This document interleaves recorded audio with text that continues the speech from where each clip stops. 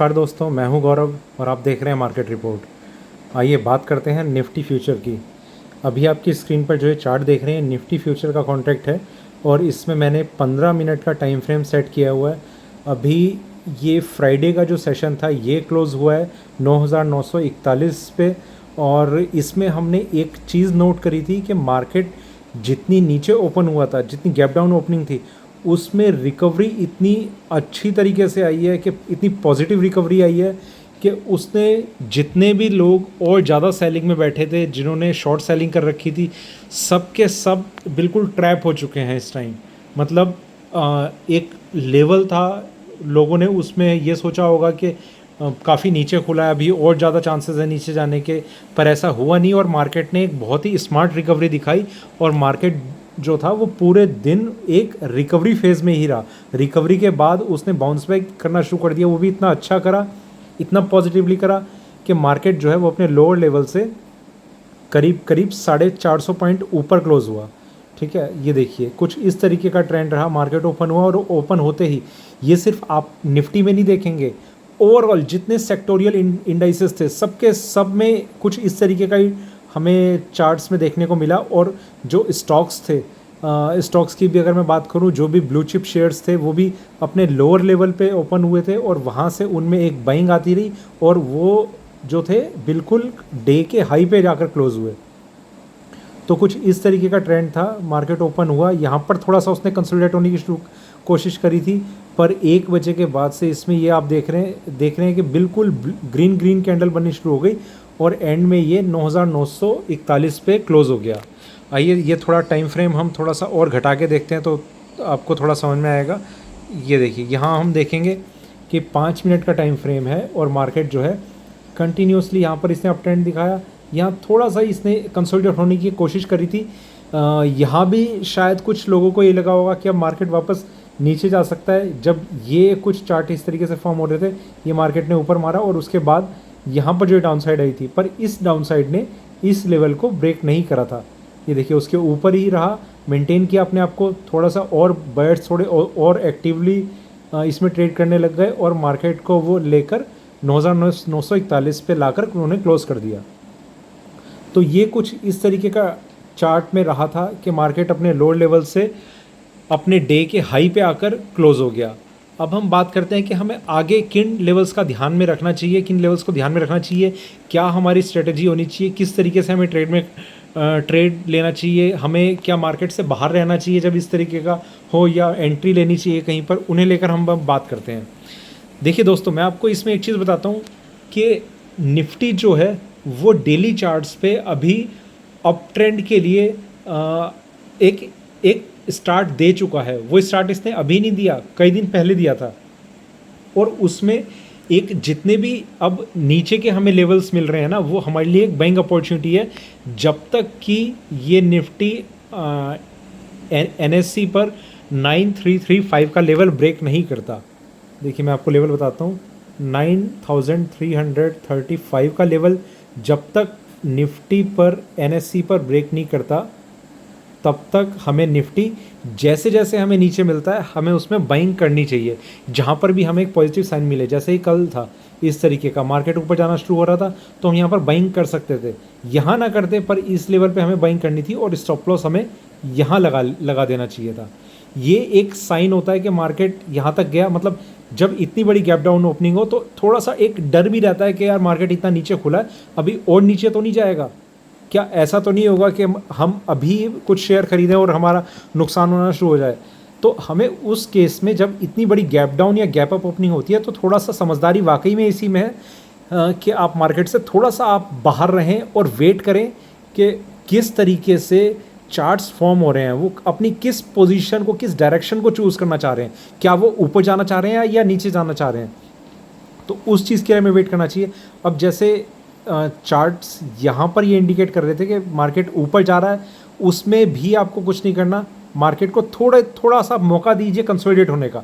Market यहाँ पर थोड़ा कंसोलिडेट हुआ और उसके बाद उसने नीचे जाने की कोशिश करी। यहाँ पर थोड़ा सा इस तरीके का लग रहा था कि शायद ये नीचे जाएगा और वो नीचे गया नहीं, इस यहाँ पर एक सपोर्ट लेवल था, उससे पहले ही इसे सपोर्ट मिलना शुरू हुआ और मार्केट ने अपने हाई पर एक ब्रेकआउट दिया, उसके ऊपर कैंडल क्लोज करी, बहुत अच्छे एक पॉजिटिव सिग्नल्स आए थे और फिर यहाँ पर हम बाइंग करते और स्टॉप लॉस हम इसे लेते। ये कुछ इस तरीके का हमारा ट्रेडिंग स्ट्रेटजी हमारी कुछ इस तरीके की रहनी चाहिए थी।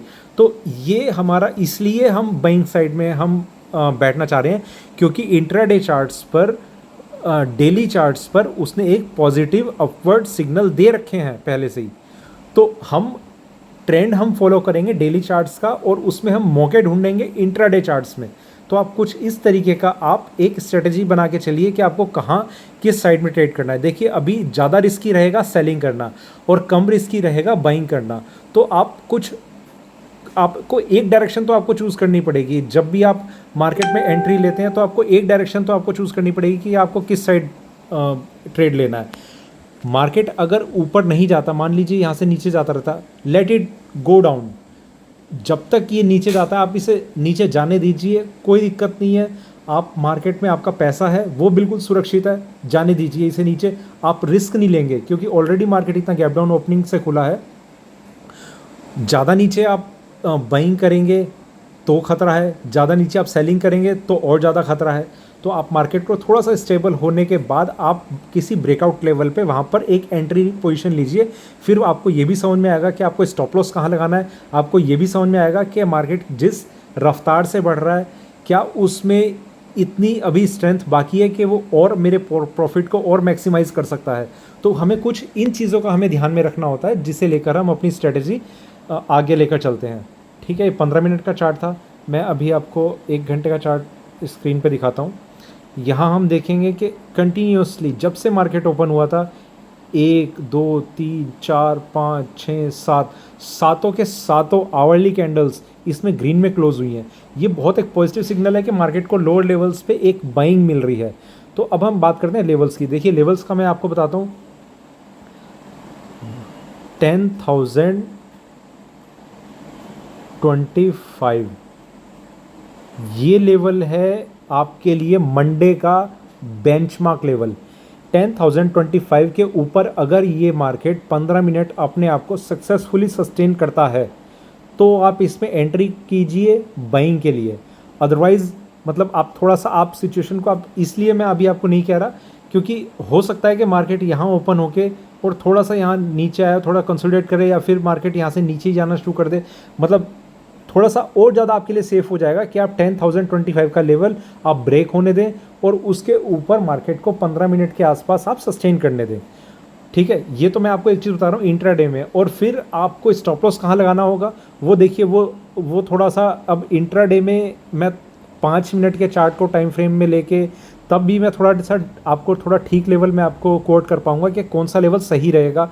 तो अभी बताना वो चीज़ मुश्किल है कि स्टॉप लॉस क्या रहेगा, पर एंट्री लेवल आपका क्या है वो मैंने आपको बता दिया। दूसरी चीज़ मैं आपको बताता हूँ, निफ्टी में 9735, ठीक है, ये लेवल जब तक ब्रेक नहीं होता तो मार्केट में एक स्ट्रेंथ, अब आप ये मत कहिएगा कि यहाँ पर ये 9700 तो यहाँ भी ब्रेक हुआ था। ये मैं बात कर रहा हूँ डेली क्लोजिंग की। 9735 के नीचे अगर ये क्लोजिंग दे देता है डेली चार्ट्स पे, ठीक है, आप कुछ कन्फ्यूजन मत रखिएगा अपने पास, क्यों, इसीलिए मैं आपको बार बार चीज़ें रिपीट कर रहा हूँ। 9735 के नीचे अगर ये डेली क्लोजिंग करता है, मतलब किसी दिन अगर ये क्लोज हो जाता है 3:30 बजे के बाद 9735 के नीचे, तो इसमें एक सेलिंग प्रेशर हम बनता हुआ ज़रूर देख सकते हैं जो और आगे के लिए बना रहेगा। पर अगर ऐसा नहीं होता तो आप कोशिश कीजिए कि जो भी आप ट्रेड लें वो बाइंग में लें। अभी मैंने आपको लेवल बताया 10,025 के ऊपर अगर ये ट्रेड करता है और सस्टेन करता है 15 मिनट तक तो आप बाइंग में एंटर करें। स्टॉप लॉस क्या होगा उसके लिए हम या तो 5 मिनट का चार्ट अगर मैं तब आपको बता पाया, मतलब कुछ ऐसा वीडियो बना के आपके पास ला पाया तो मैं ज़रूर बताऊंगा। अदरवाइज़ आप थोड़ा सा आप चार्ट्स को देख के या किस तरीके से आप थोड़ा सा खुद एनालाइज करके उस टाइम आप एक स्टॉप लॉस छोटा सा बना के रखिएगा। ठीक है, ये तो मैंने आपको लेवल बताया निफ्टी पे। अभी मतलब 1 घंटे के चार्ट पे थोड़ा सा मैं टाइम फ्रेम और बढ़ाता हूँ और आपको थोड़ा चार्ट्स पे क्लियर करता हूँ चीज़ें। ये देखिए, ये 4 घंटे का चार्ट है, ये कैंडल ऊपर आई थी, उसके बाद ये भी ऊपर आई थी, और दोनों मतलब ये सिग्नल ये हैं कि मार्केट में एक स्ट्रेंथ बहुत अच्छी बनी हुई है। और आप एक चीज़ देखेंगे कि मतलब कई स्टडीज़ होती हैं, उनमें से मैंने जो ये थोड़ा चार्ट से एक चीज़ एनालाइज करी है कि जहाँ से इसका सपोर्ट बना है वो बहुत ही एक क्रूशल लेवल था, जहाँ पर इसने एक बहुत अच्छे से एक सपोर्ट बना के एक बाउंस बैक दिखाना शुरू किया है। तो ये लेवल बहुत सही था, यहाँ से अगर ये इसने इस तरीके का एक जंप दिखाया है तो बहुत बढ़िया दिखाया है। और डेली चार्ट्स का आप ज़रूर ध्यान में रखेंगे, 9700 के नीचे अगर ये क्लोजिंग देता है तो मार्केट में एक सेलिंग प्रेशर हम देख सकते हैं। पर तब तक देखिए, यहाँ से 250 पॉइंट करीब करीब ही, ये मैं नीचे की बात कर रहा हूँ, अगर वो पॉइंट ये डेली चार्ट्स पे क्लोजिंग नहीं देता तो तब तक आपको जहाँ मौका मिले, एक पुल बैक दिखता हुआ आपको निफ्टी में मिले तो आप बाइंग ही कीजिए। निफ्टी को देखते हुए आप किसी स्टॉक में बाइंग कीजिए, निफ्टी को देखते हुए आप किसी ब्लू चिप में आप बाइंग कीजिए। मतलब निफ्टी का कहीं ना कहीं एक वेटेज ज़रूर होता है ब्लू चिप कंपनी में, और ब्लू चिप कंपनी का इतना अकेली किसी कंपनी का इतना वेटेज नहीं होगा, पर वो मैटर ज़रूर करती हैं निफ्टी के इंडेक्स को ऊपर या नीचे ले जाने में। तो निफ्टी 50 हम इसीलिए कहते हैं कि 50 कंपनी हैं, उनका शेयर का जो वेटेज रहेगा वो इस तरीके से डिवाइड है कि जितना उनका नेटवर्थ है वो सारा का सारा निफ्टी में किस तरीके से किस रेशो में डिवाइड है। तो हर कंपनी का, हर उन 50 कंपनी का वेटेज निफ्टी में रहता है, और निफ्टी का अपना एक वेटेज है जो उन कंपनीज के शेयर्स को ड्राइव करता है। मतलब बहुत ज़्यादा नहीं, उनकी अपनी भी स्ट्रेंथ रहती है। तो इन चीज़ों को आप ध्यान में रखिए। निफ्टी आपके लिए बहुत ज़रूरी है, उसके लेवल को देखना। आप जिस कंपनी में आप इन्वेस्ट कर रहे हैं उन ब्लू चिप कंपनीज़ में आपको बहुत सहारा मिलेगा। देखिए, उस चार्ट ने अगर किस तरीके का ब्रेकआउट दिया वो भी मैटर करता है कि उस पर्टिकुलर चार्ट ने, मान लीजिए मैं रिलायंस की बात कर रहा हूँ, रिलायंस ने एक बहुत अच्छे से ब्रेकआउट दिया है तो उसकी अपनी स्ट्रेंथ इतनी हो जाएगी कि निफ्टी इतना ज़्यादा उसमें कुछ इंटरफेयर नहीं कर पाएगा उस चार्ट में। पर अगर वो निफ्टी के अकॉर्डिंग ही चल रहा है, निफ्टी में जितनी बढ़त आ रही है उतनी उसमें आ रही है, निफ्टी में जितनी एक डाउनसाइड दिख रही है उतनी ही उसी रेशो में उसमें दिख रही है, तो मतलब हम ये मानेंगे कि शेयर्स जो इन्वेस्टर्स हैं वो मार्केट से पूरा का पूरा पैसा निकाल रहे हैं और पूरा का पूरा पैसा मार्केट में डाल रहे हैं, लगभग बराबर हर सेगमेंट में। ये मैं बात तब की कर रहा हूँ जब कोई एक ऐसी न्यूज़ नहीं आती किसी एक पर्टिकुलर शेयर से लेके किसी भी एक पर्टिकुलर स्टॉक के लिए। ठीक है, तो ये मैं आपको निफ्टी में मैं बता रहा था कौन से लेवल से मैं आपको बताना चाह रहा था। कुछ चीज़ें मैं बताना चाह रहा था कि निफ्टी डेली चार्ट्स पे जो है वो बाइंग इंडिकेट कर चुका है, अब नहीं बहुत पहले।